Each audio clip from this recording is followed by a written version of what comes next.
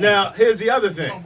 He ain't producing the sound. You No, no doubt. No, I'm not saying that. But what I'm saying is, like that always bothered me because it's like, well, yo, it's like the grandmother not having a relationship with the baby mother. So when shit is fucked up, you can't make the call that kind of like, nigga, if you was singing R&B and there wasn't such a gap in there, maybe we wouldn't have to keep trying to come back every goddamn time that we try to do something because it wouldn't have stopped.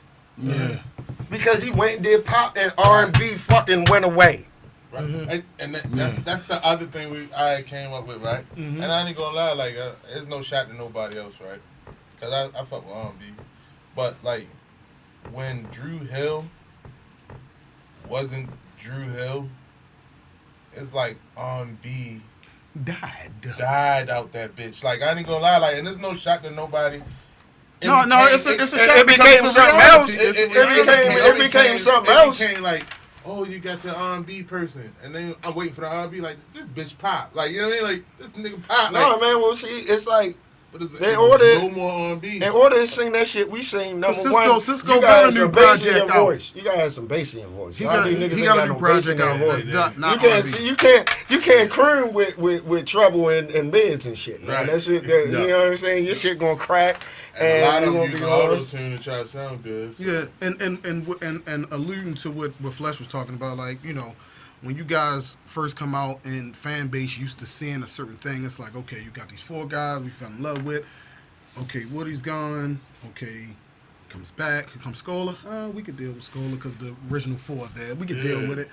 Woody leaves again. You got Teo, who's a great voice. We can deal with it. Now we got Now Cisco.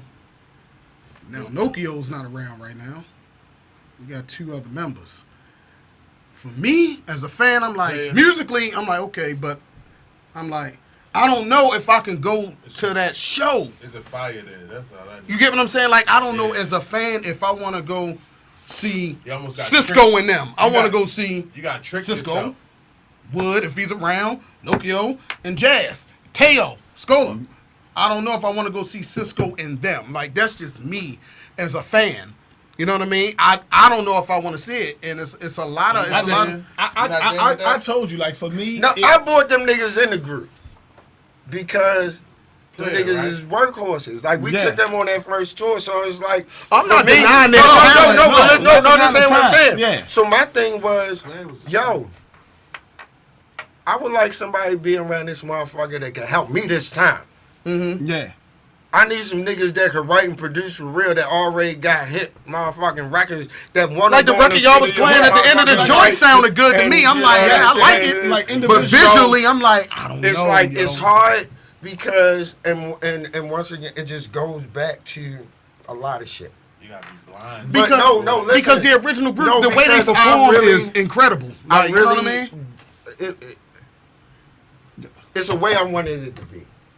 I'm gonna just put it like that, and it didn't happen that way. Yeah, and the reason why, and the reason why I had the thought that I did was because I was like, if I can create a way to where Smoking Black could be in a group, but they're still acknowledged as player, so.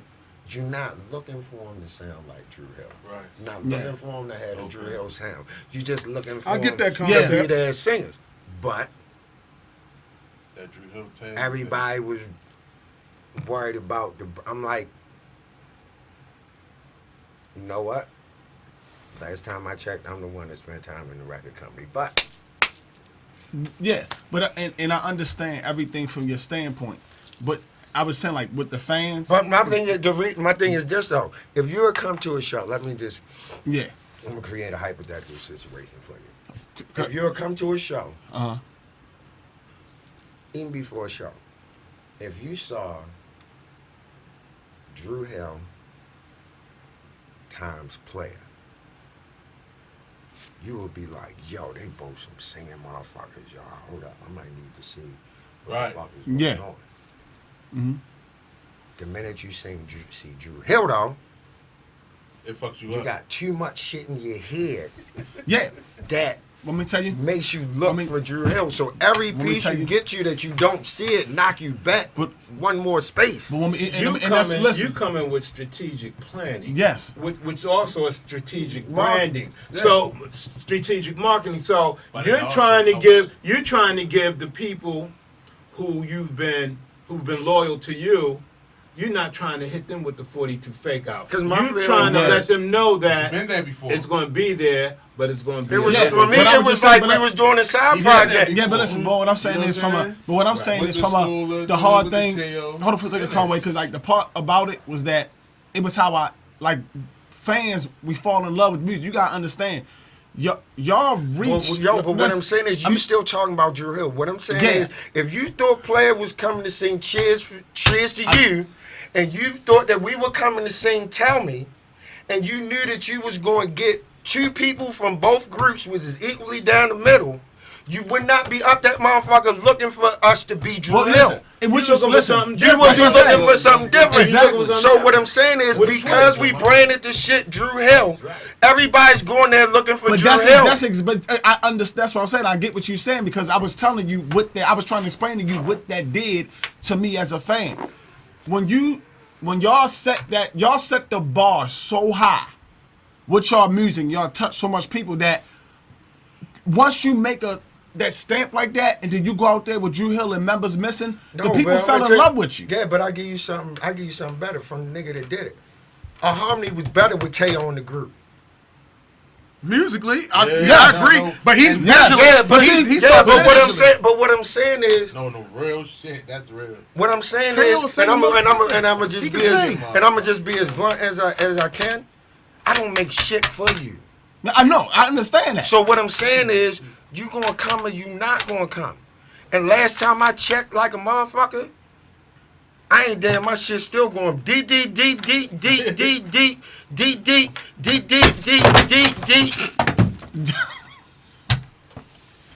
So you just gonna break your phone in front of me?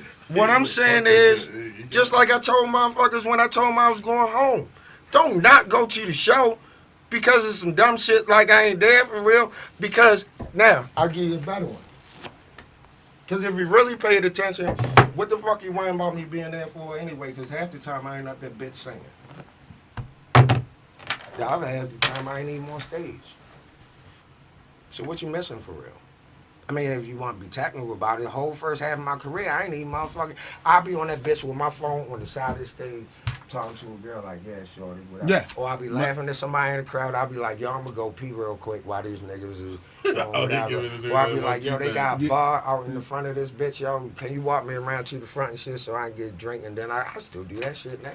So it's like you can't. And to go back to what was just, we the only people that do that. We the only people that do that. But in a motherfucking rock band, it be one nigga on life support left in the fucking band who can't even fucking. They got one string on his goddamn guitar, and that's all the fuck he can play. And it be a 16-year-old motherfucker there who parents got all their albums. Who follow these motherfuckers around on them? We the only motherfuckers that do that dumbass shit. You know why? Because them rock guys are making so much paper, they're gonna overlook that. No, look at hold it. We ain't talking about the guys. We talking about the fans. No, we talking about the fans. But the difference is, let me tell you, the difference is our culture with people. We just different. That's not fair. That's not fair, and that's why the fuck I went home. That's why the fuck I stopped doing music. Cause I get tired of niggas wanting to motherfucking be a vampire. Nigga, I'm not gonna be the same forever, nigga. Listen, I understand that. Fuck with you no more. So what I'm saying is, as a fan, when you start telling me that shit, I'm like, you know what? Fuck you, I ain't making no records. But I get that. You know why? Because guess what? Your ass sit the fuck home. You don't make no records. And I'm not saying that you're not supposed to receive it, but when your shit and your motherfucking comments and the things that you feel start cutting into my real life shit, yeah, I get then that. I'm like, man, fuck you. Listen, the first time I went on the road, we had a motherfucking, the first time we had an in-store, FYE, in Philly, right? We finished singing, girl standing at the front of the stage. She looks at me in my eyes. I'm thinking she great say some sexy shit. She looks at me and said, I want my motherfucking money back. I'm like, what's wrong with y'all about? They said y'all was going to be singing and y'all was lip singing. Bitch, what you just say? I will jump off this. I was unrefined. I don't want to hear none of that shit. You ain't doing the fucking work. You sitting in the house. I appreciate you loving my music. I appreciate your constructive criticism. When your constructive criticism cuts into anything that affects my everyday life, where I spend not giving a fuck about none of this shit, I'ma light you the fuck up every time, because you get to go home. You get to go home while I'm walking around this motherfucker right there with the weight on the world on my shoulders, because I'm worrying about what the fuck gonna happen to this group that I can't be around right now. Yeah, and I get that part. And I know every time you hear it, it make you frustrated. But the same way how you feel, I don't never talk bad about it. I don't never say anything about any group, because I know the hard work that it takes to get where y'all at. Yeah. But I said but from a fan, that same energy how you felt when they cut in, is how a fan looks at you. That's how you got big, because your music and the voice and the visual. That's like it touched people so much. It's like a football player, your favorite football player. The day he retires and the team that you had before and the dynasty breaks, it doesn't feel the same anymore. It's heartbreaking. Can I tell you that's something? What music. That's what music does. I never. I'm good. I never felt no way about that. About nothing. But you know what's crazy? I don't have no emotions about them. When Michael Jordan went home, that nigga went home. Because you the artist. Because he know how hard but that's what I'm saying. But you the artist. So he ain't had no feeling. So the flip side of that, so the flip side of that shit be, just like I was saying, how sometimes you gotta tell your friends, you gotta mind them, nigga. I'm the nigga that you want to work with. You just don't remember when I'm standing in front of you. I have this thing I like to tell people all the time. Some shit you should not fucking tell me. Some shit you should absolutely keep to yourself.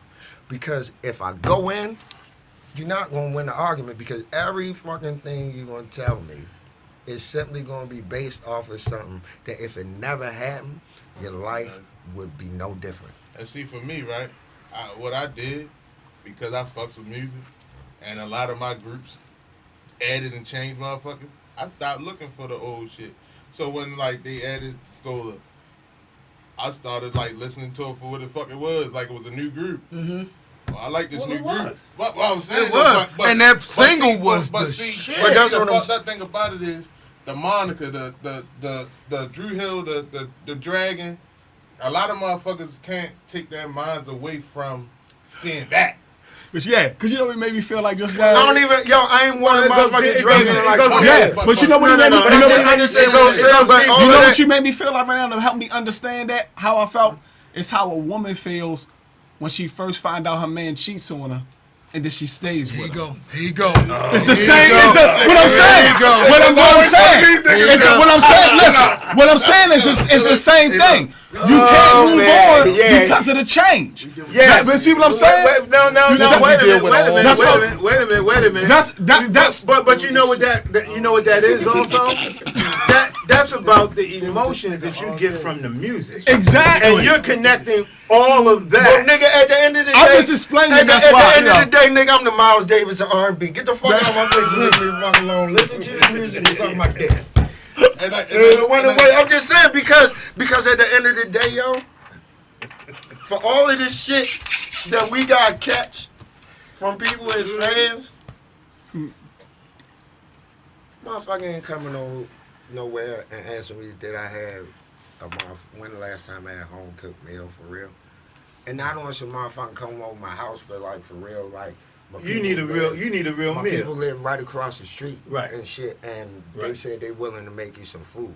The motherfucker walk in the bathroom while I'm pissing there. If I piss on your fucking foot, nigga, because I'm turning around trying to hear what the fuck you saying, that's on you. You should left me the fuck alone.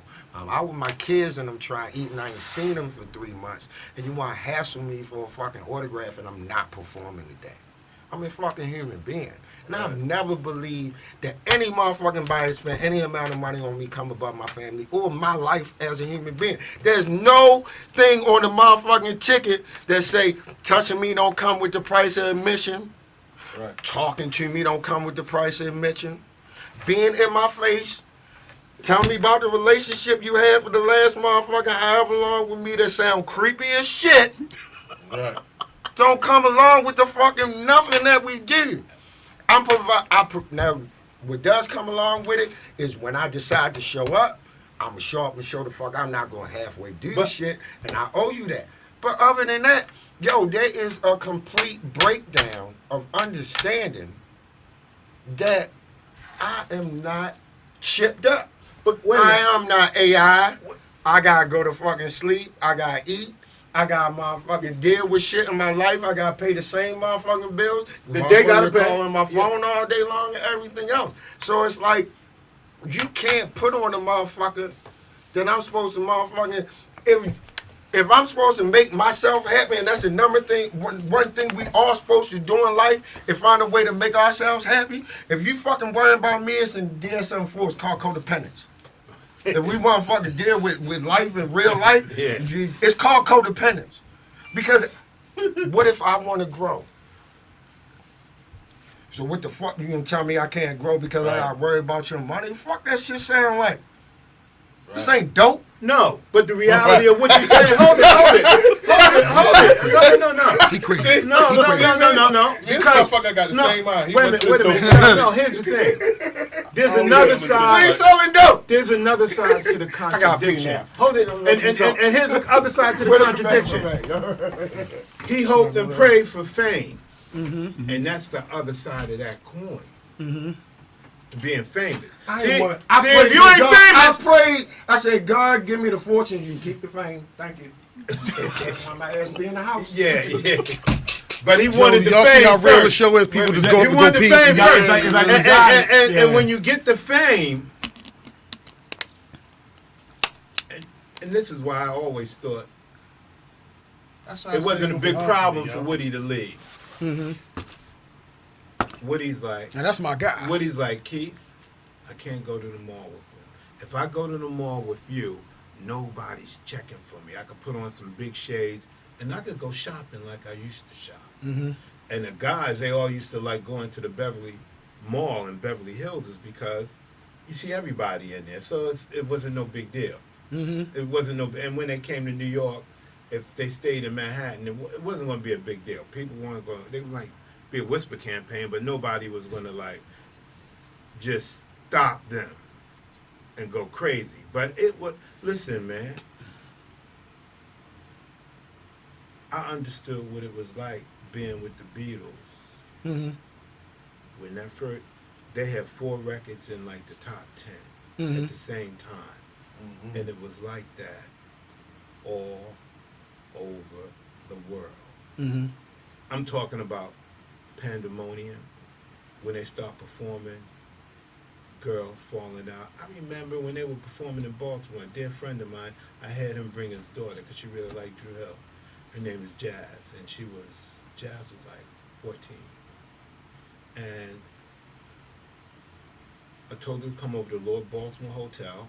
He's bringing his daughter. And then 20 yards from me, I could see them coming. And I could see her metamorph into the super fan, the eyes rolling back in her head. I'm thinking I said, oh, no, money, take Jazz over there. I think she's hyperventilating. She's going to fall out. He hadn't even looked at his daughter. He turned around and looked and said, oh, my goodness. He had to take his daughter, sit her down, get some water, because she was about the eyes in the back of her head. Bam! I was like, no, I'll see you. I'll see y'all later. And I believe that because I've been to plenty shows, but this one particular show I was at that they had was at it was a few years ago. It was at Ram's Head, right? You talking about when I was No. They when the band when Nokio's rock band played.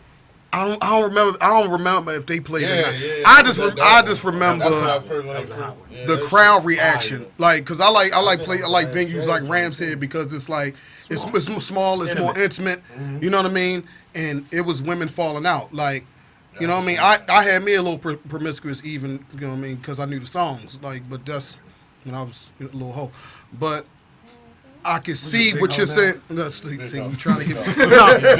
No, man, I'm wholesome now. I'm wholesome. You know, I'm wholesome. But I understand exactly. But see, you trying to reel me in like these two do. Like it's not gonna happen. Like I'm the good guy these days, right? So now, man, we got Nokio, and he's grown. Like he told y'all, fuck all that old shit. You know what I mean? Nokio next to Pinocchio. Okay. Nah, that's what they used to call me. Now they can flip that shit. What the fuck is wrong with niggas, man? No, man, it's like, it's just that I never got accustomed to the industry. Because I never went around shit. You know what I'm saying? I went around the shit that I had to. I was never one of them people that just wanted to be around this shit because I had access to it. Like it had to serve a purpose, you know, in some way, just because you see how people get jaded and lost and lose all sense of reality and start feeling entitled and feeling like people are supposed to do certain stuff or whatever, and that crosses over into everyday life. And it's like, if somebody smacked the shit out you, fuck you gonna tell them you famous? Right. Maybe at the hospital getting the emergency room factor, but don't nobody give a fuck about that shit. And it's like the thing that people don't really understand is it's not the ego, because the fans already know you got the ego. It's how humble you are. Right. That's the thing that makes me like, damn, because a motherfucker sit back and be like, he really don't have to be like that. And that's dope. And that's the shit that really, because motherfuckers gonna take all the other shit you do to you. Ain't hot no more, you ain't selling the records. Then everybody in the record company, remember all the times we called him a motherfucker, told him to go throwing coffee at him and shit, and throwing records, and where the fuck my BDS at? Y'all motherfuckers ain't, I'm the shit around here, remember all that shit. When your ass sitting in the lobby waiting, trying to see some motherfuckers. Oh, I remember when he used to be hot. Oh, they hit you with all that. You was doing your Dame Dash, your best Dame Dash shit. Man, nah, Dame is Dame, yo. I don't know. I don't think he get enough credit. I done met a lot of motherfuckers, yo. I don't really. He's his own person. Like for real, I ain't never seen. I mean, like I was there working in Def Jam when fucking everybody was there. Rockefeller over here, Murder Inc. over here, Rough Riders over there. That nigga walking in the market to me. Man, fuck MTV, them racist motherfucking. That motherfucker be sitting there like on T-Ways like, oh shit, man. Dang, just how long? I don't know how long it's gonna last. Man, one of the fucking things you can say, because he was gonna say with, and it wasn't even that. It wasn't even that he was saying a bunch of shit that was far off. It was his delivery. It's just like sometimes where you at, I mean, I can't say it was just like, you know what? And this is just me coming from being an artist, going to be an executive, watching shit where I'm like, you must be the motherfucker that could do that though, because I'm trying to think though, probably like if I did that, my ass be outside. So with the key taken and never ever come back again. We don't answer this call no more. Phone numbers be changed, all kinds of shit. So you know what I'm saying? But I guess I just took it as that must be what he did the whole time, like all the way up. So it just like that's his thing. Like it's like that shit. It's like a person's voice, like you know, we hear soprano and shit. You know, like, this nigga is gonna come and he gonna say, "Nah, I'll tell you a wild story. So it's me, Kevin Lyles, Leor, Jay, and Dane. And we went to this fight in New York, right? So Jay and Dane, they arguing and shit. So Jay asked me a question, right? And Dane was like, the fuck you asked him for? We don't even know him.